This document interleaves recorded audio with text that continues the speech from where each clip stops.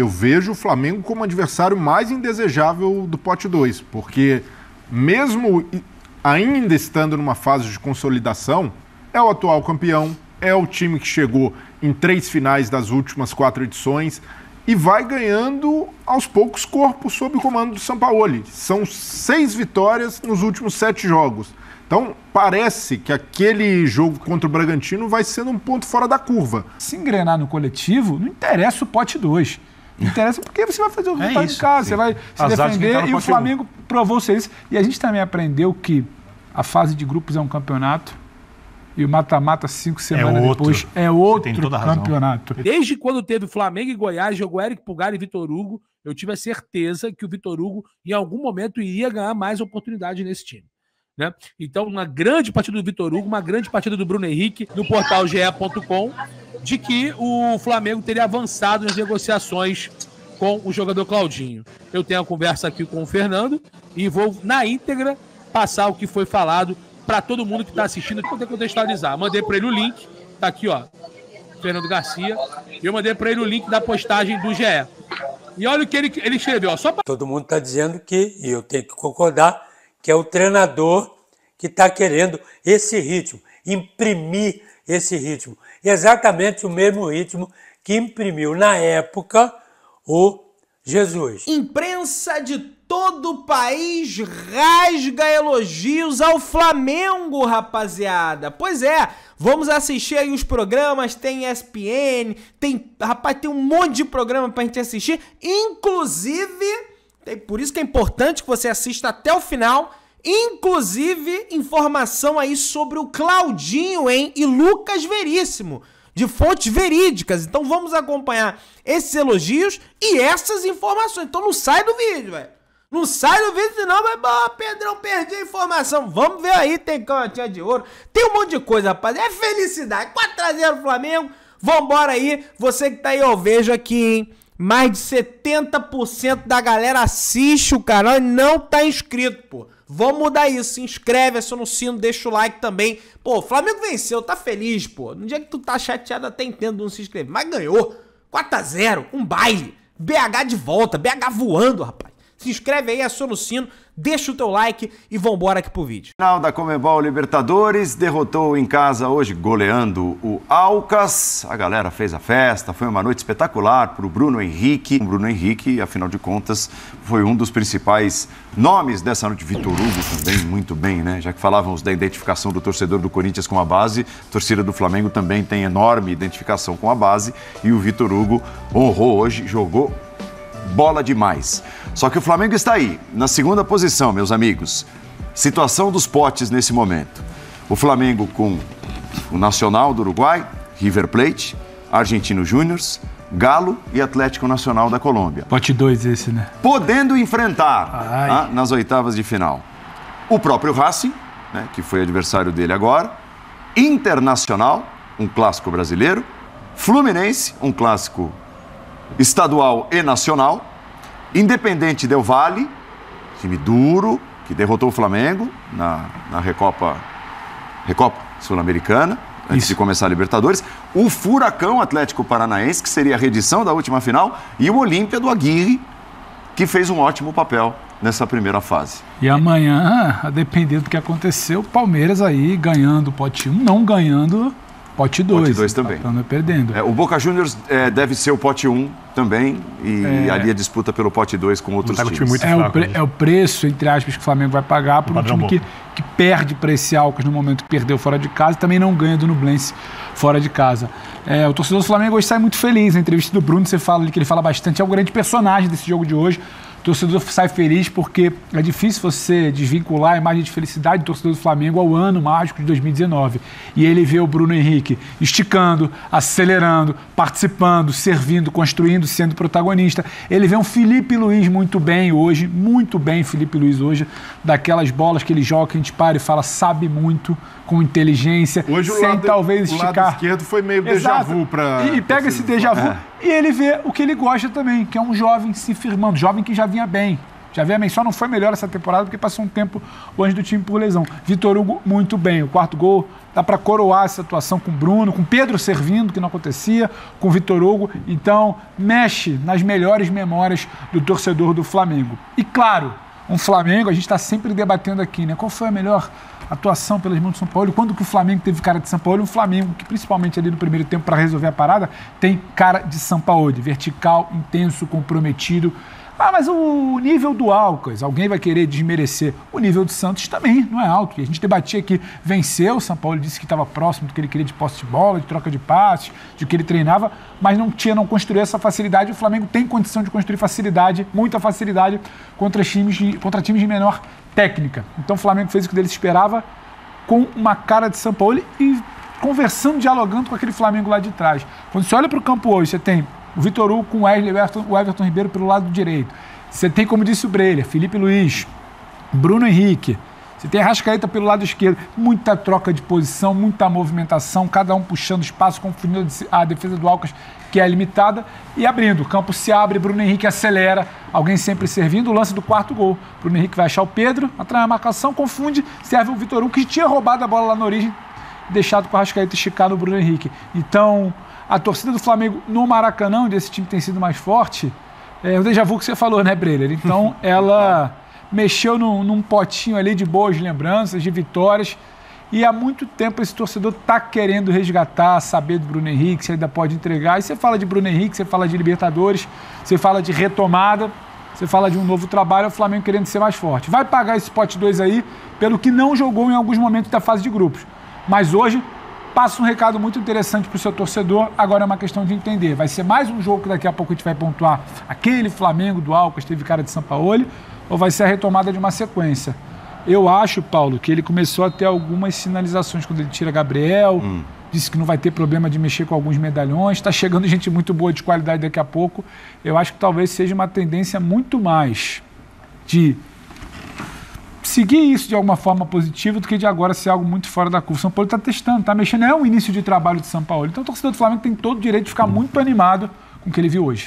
Eu acho que os jogos contra Santos e o jogo de hoje, ambos os jogos, do último e esse, não são jogos que servem para tirar uma conclusão do que esse time vai produzir. Mas você tira recados, né? Tem recados positivos. Sim. Mas eu quero ver esse elenco oferecendo uma sequência longa de jogos à altura do seu potencial. É a pergunta.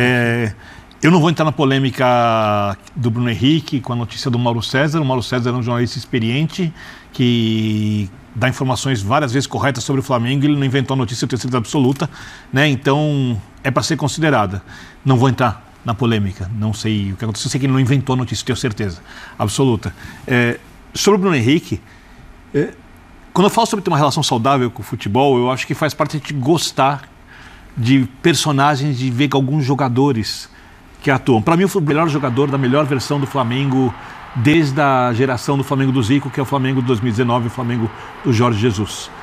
Eu gosto muito do Bruno Henrique e é muito bom ver o Bruno Henrique recuperando parte, pelo menos, da forma que o transformou nesse jogador, que é um jogador que depende muito da parte física, da velocidade, ele falava ali, da velocidade que ele conseguia atingir, da explosão muscular, também é como ele chega quando ele faz um pique nessa velocidade, com que força ele chega para finalizar, quanto ele aguenta do tranco para não cair, né? Então, acho que toda essa evolução do Bruno Henrique é muito positiva. Acho que o Bruno Henrique é um jogador que tem muito a cara do Flamengo, que representa muito o que é o Flamengo, a torcida do Flamengo, uma torcida nacional, uma torcida fanática. Ele é assim, e eu, obviamente que se jogar mal eu vou criticar, mas eu torço muito para que esse cara consiga voltar a jogar o futebol que ele já mostrou um dia. Eu acho que é muito bom para o Flamengo e muito bom para o nosso futebol que consiga.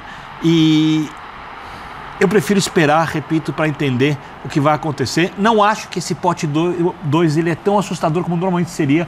Ele tem Atlético e River. E eu não gostaria de pegar o Atlético e o River de nenhum jeito no mata-mata logo cedo. Né? É muito melhor pegar o Racing do que pegar o River. Não, mas com o Flamengo na O Flamengo tem muita dificuldade com o Racing fora de casa. Mas eu acho que isso é uma coisa jogando bem, acaba não. São times incomparáveis quando a gente fala de qualidade. Muita dificuldade quando era melhor, inclusive. Tudo bem, perfeito. E vai decidir fora. Mas eu não acredito que isso vai persistir só pela camisa. A questão do decidir fora é importante também, né? Porque o Flamengo chega hoje a 23 jogos de invencibilidade como mandante na Libertadores. E vai viver uma situação que não tem sido a situação, porque o Flamengo tem sido sempre o primeiro colocado e feito uma das melhores campanhas. É ruim de pegar o Palmeiras. Um Fla-Flu é um jogo que vai definir fora. É um jogo cardíaco por tudo que vem acontecendo, mas eu não sei o que você pensa, Jean, já te tocando a bola. É óbvio que cair no pote 1 e decidir em casa é melhor, mas eu acho que, olhando, por exemplo, alguns times tipo Olímpia, Racing, a gente vai ter no pote 2 equipes mais fortes que equipes do pote 1. Então, tem que esperar o sorteio para entender se isso foi uma coisa ruim ou não. É óbvio que o segundo lugar num grupo como esses é um fracasso para o time que tem um elenco como esse, que devia ter terminado em primeiro lugar nessa fase, já. Eu tenho a impressão, assim, que, claro, considerando que o Palmeiras vá para o pote 1, vence o Bolívar amanhã, vai para o pote 1 e não para o pote 2. Porque se ele for para o pote 2, isso que eu vou falar nem faz sentido. O pote 2 é melhor que o... Porque eu acho que, nesse momento, você tem praticamente uma equivalência de forças entre o pote 1 e o pote 2. É muito parecido mesmo. Então, nessa altura do campeonato, quando você tem o Flamengo, o River Plate e o Atlético Mineiro no pote 2, no fim das contas, você ser primeiro colocado, olhando única e exclusivamente para o enfrentamento das oitavas, olha, dá quase na mesma, porque, eu repito o que eu disse ontem. Ontem a gente, quando começou a Libertadores, a gente tinha como os 4 principais favoritos da competição, não me lembro a ordem, Flamengo, Palmeiras, River Plate e Atlético Mineiro. Desses 4, 3 já estão no pote 2. Briga ainda para ficar no pote 1. Então, eu não consigo, sinceramente, olhar para os potes e dizer, não, o pote 1 é muito mais forte do que o 2.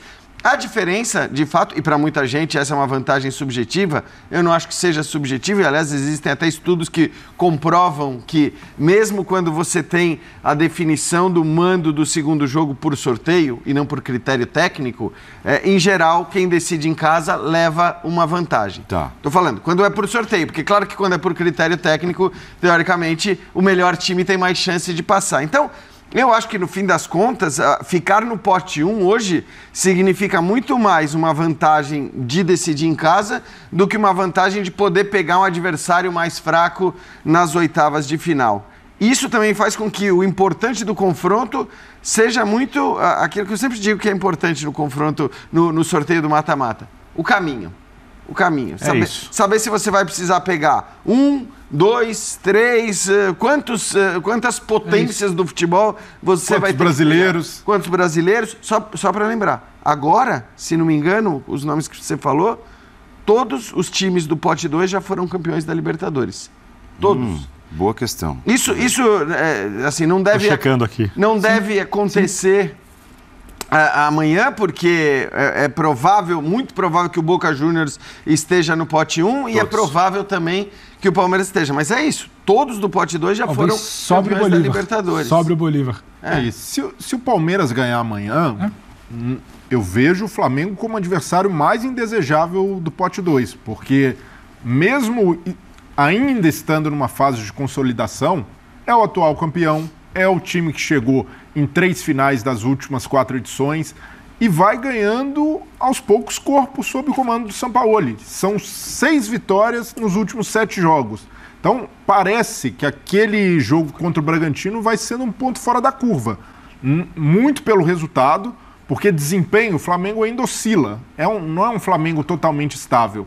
Mas, em termos de resultado, de ter conseguido uma sequência de 10 jogos de invencibilidade, o Sampaoli, aos poucos, vai colocando o time no caminho certo. E chegar com esse time no caminho certo, no mata-mata de Libertadores, é algo que impõe um respeito grande em todos os adversários. Então, o Palmeiras é hoje o adversário. Se o Palmeiras cai no pote 2, a gente tem uma divisão de forças ali mais equilibrada. Agora, comparando o Flamengo com o River e com o Atlético, pelo futebol que essas equipes jogaram até aqui, eu vejo que o Flamengo hoje impõe mais respeito se tratando de mata-mata de Libertadores. Assim, qual Flamengo? Porque eu acho que o Flamengo tem um dilema que é um privilégio. na América. O Flamengo tem que encontrar o seu melhor jogo. Não, mas qual é o Flamengo com o seu melhor jogo é o maior candidato ao título. Qual é esse Flamengo da fase de grupos da Libertadores passada? Esse Flamengo da fase de grupos da Libertadores não vai ser campeão.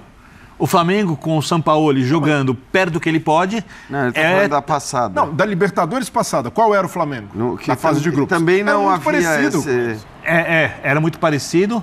Teve um caminho razoavelmente fácil. Sim. Até a final, né? E ganhou com todos os méritos e tal, mas não chegou perto do que pode. Eu acho que se o Palmeiras reencontrar o seu jogo, eu acho que o Fluminense jogar um futebol melhor que ele pode jogar. Eu acho que o River esse ano, por mais que não tenha o nível desses times tecnicamente, mas é o time que também é melhor que o time do ano passado. Acho que o Atlético, se conseguir jogar um futebol competitivo como o Filipão costuma impor no mata-mata, esse ano parece estar mais difícil. Para todo mundo que tem chance de ganhar o campeonato na prática. Por exemplo, o Racing, por exemplo, é zebra. Parece estar mais equilibrado. Mais equilibrado. Né? Equilibrado. Em tese. A gente tem que esperar o mercado e tal. E esse equilíbrio, acho que muito pelo fato de o Flamengo estar muito longe do seu potencial máximo. Porque se tiver potencial, ele é o principal candidato. É isso que você falou. A gente não consegue olhar, mesmo para essa melhora, para esses resultados, a gente não consegue olhar para esse Flamengo e cravar que ele está no caminho, esse time está voando, esse time daqui a pouco vai estar no seu auge. Talvez sim. A questão é que, tecnicamente, o time, independentemente de encontrar a sua melhor formação ou não, o time é tão forte e vai ser ainda mais forte, porque a gente lembra, estão chegando reforços importantíssimos. Já estamos falando do melhor elenco da América do Sul, que pode não ter tido todo o seu potencial, certamente não teve o seu potencial todo em ação até agora, mas já é o melhor elenco e vai ser ainda melhor porque continua contratando jogadores de um nível que os seus rivais na Libertadores não têm capacidade de contratar. Então, é isso. Se a gente falou que muitas vezes o Flamengo ganha títulos atrás de títulos, ano após ano, ganhou esses títulos mais pela qualidade técnica dos seus jogadores do que pelo trabalho tático, do que pelo que os técnicos fizeram, essa qualidade isso vai se reforçar ainda mais. Aumentando. Agora, em julho, vai ser ainda mais forte.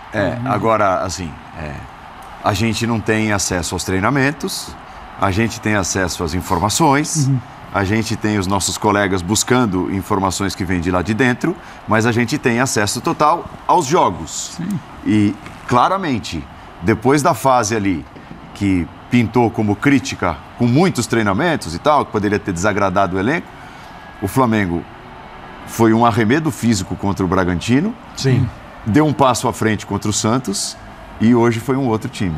Chegou num ponto alto, digamos assim, desde o fim da data FIFA. E o Bruno Henrique como símbolo máximo disso. O jogador que foi preservado, já alcançou aparentemente o nível ideal. E tem outros indícios que mostram que o Flamengo está caminhando como equipe. Então, hoje, por exemplo, fragilidade do Alcas à parte, um time que conseguiu finalizar 15 vezes no primeiro tempo. Teve um volume muito grande e, por outro lado, não deixou o adversário chegar perto da área. O Alcas finalizou 2 vezes só, uma delas... Nenhuma no gol. Bola parada, nenhuma no gol. Então, o Flamengo que vinha sofrendo nos últimos 5 jogos uma média de 20 finalizações, hoje, sofrer menos de 10 já é um ponto interessante, principalmente de o Flamengo ganhar do Santos é uma obviedade. Tomar 2 gols do Santos não é uma obviedade nesse momento. É o ponto. E por quê? Pelo que o Brenner fala, concede muito a muitos jogos. Sim. Concede, inclusive, naquele 3-0 do Grêmio. Repito, o Matheus Cunha foi melhor em campo. Então, hoje você inverte a lógica. Hoje você está sufocando, a bola em tese não está perto do seu gol. Você não está sofrendo. Mas era o Alcas. Gente, a gente cansou de debater vitória do Flamengo contra times mais fracos e falar sobre desempenho. O Santos também é muito fraco. Não é o Santos gigante, a camisa toda a história. O Santos atual é um time muito limitado. O Flamengo pega um Santos remendado, sem treinador, em crise, porta fechada, ninguém sabe o que vai ser. Esse Flamengo tomou um amasso do Cruzeiro no segundo tempo no Maracanã. Quase perdeu o jogo. Então, eu vejo sim, estou com o Paulo. Tem uma... Não dá para responder se esse vai ser o Flamengo do mata-mata. O mata-mata começa daqui a 5 semanas. Até por um pedido dos clubes, né? A partida de... O que é muito bom pro Flamengo. 2 e 3. Tem janela. Tem tempo. Tem janela, as informações da janela para o torcedor do Flamengo parecem ser muito boas. Você tem tempo, você tem um trabalho que, se você não sabe se é o jogo do Alcas ou se é o jogo do Santos, ele está te dando algum indicativo de que não vai ser o jogo que você perdia para o Alcas fora de casa. Já é uma evolução. Você tinha sequência de resultado antes da parada da data FIFA, você tinha questionamento sobre o ponto físico na semana passada. Hoje você tem um time que o Bruno Henrique acelerou, o Vitor Hugo roubou a bola do Arrascaeta e chegou para fazer o gol. Então, você tem indicativos, que é o que o Jean falou. Se antes ganhava, já no argumento do porque tem bons valores individuais, se engrenar no coletivo, não interessa o pote 2. Não interessa porque você vai fazer o resultado em casa, você vai se defender, e o Flamengo provou ser isso. E a gente também aprendeu que a fase de grupos é um campeonato e o mata-mata 5 semanas depois é outro campeonato. Tem toda a razão. E acho que é complicado se olhar 4-0 e falar, não, mas é porque o Flamengo... Eu ficaria preocupado se o Flamengo ganha de 1-0, remendado, aquele jogo, aquela tiriça, aquela nhaca, depois de um jogo contra o Santos, depois do atropelo do Red Bull Bragantino, você virar e falar, mas tem algo físico acontecendo para além do questionamento. Ô, Julião, fantástico. Que partida do Bruno Henrique, a milhares de anos-luz do Cebolinha, a milhares de anos-luz de qualquer jogador, qualquer atacante do futebol brasileiro. O Bruno Henrique hoje fez uma partida que eu vou te falar, se aquela bola na rede, a outra que o goleiro tira com a pontinha de dedo, se elas entram, iam premiar uma atuação perfeita de gala do Bruno Henrique, o melhor jogador do Flamengo. E que loucura, voltou a jogar em alto nível. O Flamengo tem que correr para renovar o Bruno Henrique, porque voltou a jogar em altíssimo nível. O Vitor Hugo, tá até o John Cons falando aí, Vitor Hugo é um jogadoraço. Cara, ele lembra muito, ele tem um pouco do estilo. Eu não sei se você repara, Gabriel, não assim, não o estilo do que ele é hoje, né? Mas ele lembra um pouco o Lucas Paquetá, né? Ele joga de cabeça erguida, ele tem um biotipo parecido, né? Até o estilo de jogo. Ele lembra muito o estilo do Paquetá. O Paquetá é mais técnico, né? Ele tem faz mais malabarismos ali, tem mais qualidade técnica, tem dribles e saídas mais qualitativas. Já o Vitor Hugo ele é mais objetivo. Mas ele lembra um pouco o Lucas Paquetá no seu início de carreira. E ele é muito, muito forte fisicamente, tem muita qualidade, muito a evoluir. E é um volante, Gabriel, que pisa bastante dentro da área, porque é um meia. Ele não é um volante, na verdade. Ele é um terceiro, quarto homem do meio campo, ele tá atuando de volante. E olha, pra mim, ele tem que ser titular nesse time do Flamengo. E aí, por mais que o Eric Pulgar esteja jogando muito, e se o Alan vier, vai ser uma briga boa pra saber quem jogará. Pra mim, o Vitor Hugo é titular desse time. Desde quando teve Flamengo e Goiás, jogou Eric Pulgar e Vitor Hugo, eu tive a certeza que o Vitor Hugo, em algum momento, iria ganhar mais oportunidade nesse time. Né? Então, uma grande partida do Vitor Hugo, uma grande partida do Bruno Henrique, que, para mim, o Vitor Hugo só ficou abaixo pelo todo o enredo do jogo do Bruno Henrique, o Vitor Hugo, né? Porque o Bruno Henrique há muito tempo não jogava como titular, foi titular, fez um gol, poderia ter feito outros, né? Cabeceou uma bola que o goleiro fez um milagre, teve boas jogadas, finalizações dentro da área, driblou o goleiro, estou bola para fora, muito rápido. Detalhe, o Vitor Hugo, o Bruno Henrique ainda não tá 100%, porque na hora que ele estiver bem mesmo, na ponta dos cascos, amigo, sem sombra de dúvidas, é o melhor reforço do Flamengo nessa janela, é a volta do Bruno Henrique. E olha, grande vitória, mas vou dar uma cornetada, hein? Entraram dormindo Everton, Cebolinha e Gabigol. E hoje, o Roy São Paulo, não sei, esse elenco realmente gosta de escolher jogos, Gabriel. Você entraram dormindo, hein? Entraram dormindo, hein? Everton, Gabigol. Rapaz, o trem tá andando, a fila tá andando, o cavalo tá passando. O Pedro fez o dele, a Arrascaeta voltou a jogar bem. Felipe Luiz, Davi Luiz foi bom para ganhar a minutagem. O Pedro fez o dele, né? E outra coisa, eu quero falar uma situação. O Flamengo pode pegar o Fluminense, hein? Fla-Flu, hein? Os caras vão ficar malucos com a gente, hein, Gabriel? Pô, sensacional. O Eric Faria deu uma informação do qual algumas outras pessoas, inclusive o Mauro César Pereira, trouxe essa informação na madrugada de hoje, né? De ontem para hoje, de que o Flamengo avançava nas negociações com o meio atacante Claudinho, formado no Corinthians, ex-RB Bragantino, hoje joga e tem contrato com o Zenit da Rússia até 2027. Pois bem, eu tenho contrato do Fernando. Depois do Mauro, inclusive, teve a informação tua dos 15 milhões de euros que ele recebeu de proposta da Europa. Da equipe europeia, isso. E o repórter Fábio Aleixo disse que é muito difícil sair de lá, né?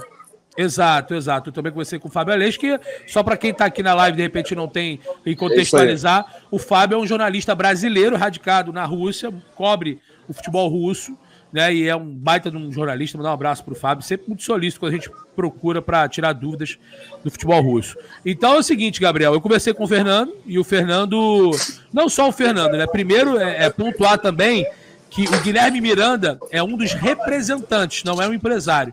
É um dos representantes do atleta em entrevista ao Sport 24, que é um tabloide, que é um canal, né? É um link lá do futebol russo. Aspas para Guilherme Miranda. Claudinho ir para o Flamengo, isso é falso. Então isso é atualizado do Guilherme Miranda, que é um dos representantes do atleta. Porém, o empresário do jogador, o Fernando Garcia, sempre muito solícito, eu entrei em contato com ele, assim que foi feito a oratória do Eric Faria ao vivo na transmissão da TV Globo, o nosso amigo, né, o Fred Gomes, publicou junto com a Letícia Marques, no portal ge.com, de que o Flamengo teria avançado nas negociações com o jogador Claudinho. Eu tenho a conversa aqui com o Fernando e vou, na íntegra, passar o que foi falado para todo mundo que está assistindo. Tenho certeza que é uma audiência fantástica. Isso vai viralizar aqui no canal Paparazzo Rubro Negro. Aspas para Fernando Garcia e as nossas conversas, principalmente após a publicação no GE. Eu mandei para ele o link, Gabriel, só para poder contextualizar. Mandei para ele o link, tá aqui, ó, Fernando Garcia. E eu mandei para ele o link da postagem do GE. E olha o que ele escreveu, ó, só para um tira-gosto, olha aqui, ó. Fernando Garcia, esquece. Eu mandei um áudio para ele, olha o que ele manda de novo. Esquece. Mentira. E aí eu vou continuar o que eu li. Mas não tá despistando não, Julião? Não tá despistando, Exato. A gente tem que se precaver. Eu confio na informação também. Claro. Pô, claro. Mauro César, Eric Faria. Sim, claro. Aí o empresário vai dizer que não, ele pode estar despistando, né? Claro, evidente. A gente não é bobo, né? Mas a gente tem que passar pro torcedor, até por respeito a esse teu público que é gigantesco, o pessoal também da Rubro News, a gente é um pouquinho menor, mas com toda humildade, né? A gente tem que passar aqui a informação que a gente consegue obter, né, Gabriel? Então é justo o pessoal estar se informando. Então eu mandei um áudio para ele e ele falou, esquece, isso é mentira. Porque o que ele diz que é mentira? É que as negociações estão avançadas. Isso ele falou que não existe, né? E aí a gente vai continuar aqui para você poder contextualizar. Eu falei, entendi. É que os caras estão praticamente cravando. No caso, quem responde pelo interesse dele é você, correto? E mais uma vez, obrigado sempre por ser solícito. Ele falou, correto, o Zenit não vende. Aí eu falei, olha, eu vou publicar e informar. Posso? Ok. E o Zenit não tem interesse em venda? Ele falou, o Flamengo realmente tem interesse no jogador. Não só o Flamengo, como outros clubes também nos procuraram. Ou seja, ele confirma uma consulta pelo Claudinho de clube de regatas do Flamengo ao staff do jogador, mais precisamente ao Fernando Garcia. Então ele confirma realmente o contato do Flamengo pelo atleta. Então vamos lá. Aí eu falei, mas o Zenit não quer vender agora? Aí ele botou, não. Eu falei, entendi. Então as conversas estão entre os clubes, correto? Ele, não. Fomos consultados. O Zenit não quis nem abrir conversa. O Zenit nem quer abrir negociações. O Zenit não quer vender. Então, aí eu falei, mas você não acha que tem chances financeiras do Flamengo chegar a algum valor? Eles estipulam algum valor, Fernando? Eu falei, aí ele foi até nervoso comigo, ele falou, não, eu já te respondi. Então, aqui, ó, claro, na nossa conversa, que foi consultado, que o Zenit não quer vender e que não quer nem abrir negociações. Pode estar despistando, Julião. Pode estar despistando, porém... Até porque, às vezes, já prometeu informação para alguém, tá querendo te tirar da jogada. Mas o que eu acho Sim, mas o que eu acho só que a gente tem que apurar, a gente tem que ir no Agora, o valor não vai ser barato. É isso que eu tô questionando. O que eu tô falando é, os 12 milhões que o Mauro César disse, esse valor não senta para conversar com ninguém. Não traz nem a cabeleira do Claudinho. Tá? Isso aí é certo. Agora, se o Flamengo chegar a 18, 20 milhões e o Zenit achar que vende, eu não duvido disso acontecer. Agora, o que ele diz que é mentira, Gabriel, é o avanço das conversas entre as partes, porque a parte é ele. Então eu perguntei, então será que é o Flamengo direto com o Zenit? Ele não, porque o Zenit não quer abrir negócio. Então, esse valor que o Mauro César falou, que o Flamengo já abriu negócio, o Zenit não vai sentar para conversar. Então, o que ele diz que é mentira é esse avanço de negociações. Não tem avanço, porque o Zenit não quer abrir negociação com o Flamengo. Então, essa é o atualizado, a informação sobre o Flamengo. Galera, todo mundo aí, 18K vende. Eu acho que vende. Todo mundo nos comentários botando o EN agora. Eu acho que vende, hein? 18K eu acho que vende, Gabriel. O negócio é o Flamengo querer pagar os 8K. Isso aí levanta várias outras possibilidades. Será que o Flamengo também já não está vendo a negociação do Matheus França como positiva? Não é isso? Tem essa situação. O Flamengo já não está aceitando negociar o Rodrigo Caio para desinchar a folha salarial? Será que o Flamengo também já não está aceitando liberar o Vidal pro Boca, pro Colo-Colo, para o time que for? Isso aí é certeza. Isso é certeza. O Flamengo vai liberar, vai desinchar a folha aí. E hoje a situação que aconteceu de novo do Rodrigo Caio, né? Mais um problema. O Vidal não vai nem pro jogo, não quer ficar no banco. Vale 18 milhões, Gabriel? Quem? Claudinho? Ah, sim. Eu acho que vale. Excelente jogador. Vale. Agora, o Flamengo tem que liberar a folha, diluir isso em alguns anos, fazer dividir o valor, né? Vai parcelar. Eu acho que é possível, eu acredito sim. Acho que o cara dessa vez está despistando a gente. E outra coisa, com relação ao acredito muito na informação do Eric, do Mauro também. Como a gente também tem informação também diretamente com o Endel, com vários jogadores, como com o Gerson, como a gente trouxe. É normal, e muitas vezes... Lembra do Gerson? Será que não é pressão também para estar acertando com... Será que não é pressão? E aí saía que tava...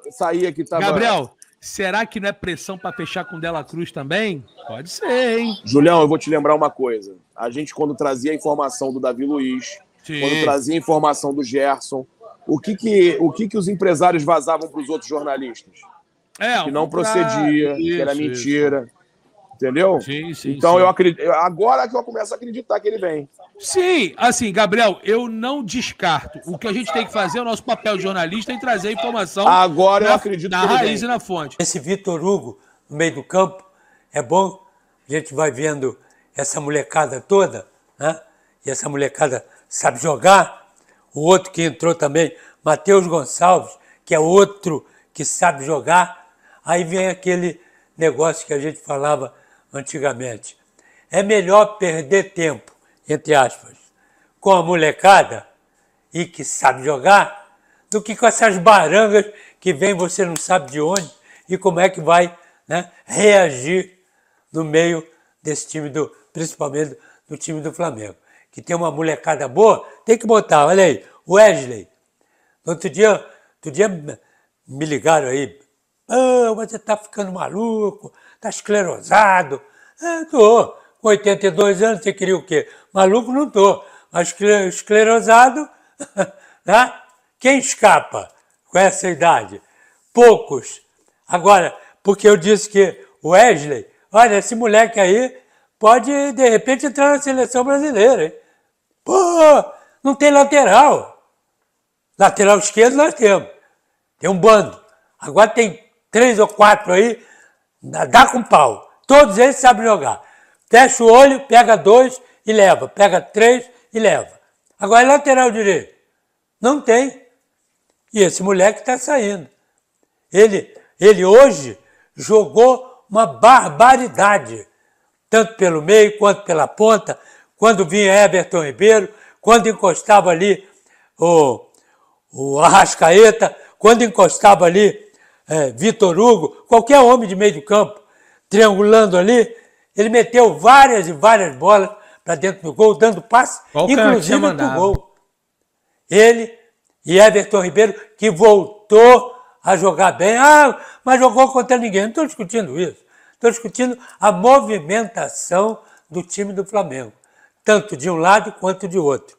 Então, primeiro eu estou falando aqui do lado direito, para frisar bem, né? Vitor Hugo no meio do campo e às vezes cambado por aqui, entrando pela meia direita, e esse menino Wesley, muito bem no jogo. Agora, pelo lado esquerdo, Felipe Luiz, jogando bem. Hoje, se tivesse como é que é o nome do outro lateral esquerdo? Então, Lucas. Se tivesse esse lateral esquerdo, que é o lateral, e não o Felipe Luiz, que não foi muito, nem encostou, né? Nem encostou pelo meio, ele ia fazer um salseiro por ali. Por quê? Porque o Arrascaeta encostou ali com o Bruno Henrique. Foi outro que jogou pra caramba e eu estava torcendo para ele fazer um gol. E acabou ele fazendo o terceiro gol no primeiro tempo, aos 43, de uma jogada daqui, do lado direito, que participaram Wesley, Arrascaeta e Everton Ribeiro. E apareceu para ele, ele entrou no meio, deu uma ajeitada e bateu de perna esquerda. Está torcendo para ele. Lá pelo lado esquerdo. Então a gente já está sentindo que o time do Flamengo já vem numa outra toada, né? Todo mundo está dizendo que, e eu tenho que concordar, que é o treinador que está querendo esse ritmo, imprimir esse ritmo. Exatamente o mesmo ritmo que imprimiu na época o Jesus. Tá certo? É aquela dinâmica europeia. Corre, corre, corre, corre. Perdeu a bola, vai para dentro. O cara não pode ficar o adversário 1 minuto com a bola, tem 2. Ele quer isso. E o time do Flamengo fez isso hoje. Contra ninguém, mas fez. Porque esse contra ninguém, às vezes tinha bola nos pés. E o Flamengo corria atrás para tomar a bola de novo. E a gente vê, né, de novo, brotando aquele lado esquerdo do Flamengo, que ficou famoso com o Jesus, que era Arrascaeta, e principalmente Bruno Henrique. Então, reviver isso é muito bom. Olha aqui a informação do Globoesporte.com que os amigos Papa e Júlio Miguel Neto estavam comentando. Não saia do vídeo. Olha isso aqui, informação do Eric Faria, do Fred Gomes e da Letícia Marques. Flamengo intensifica conversas por Claudinho e usa a seleção para tentar seduzir o meia. Clube já conhece valores que precisa desembolsar para tirar o atleta do Zenit. Zagueiro Lucas Veríssimo, rapaz. Olha aí, também segue no radar. Quero saber de vocês aí sobre essas possíveis contratações do Flamengo e deixa um comentário também sobre esse baita jogaço de bola que o Flamengo fez contra a equipe do Alcas. Está classificada a próxima fase e teremos aí, tá, o sorteio no próximo dia 5, tá? Importante o sorteio aí pra gente conferir, beleza? Deixa o seu like, se inscreve no canal, aciona o sino da notificação. Valeu, tamo juntão, saudações brunegras.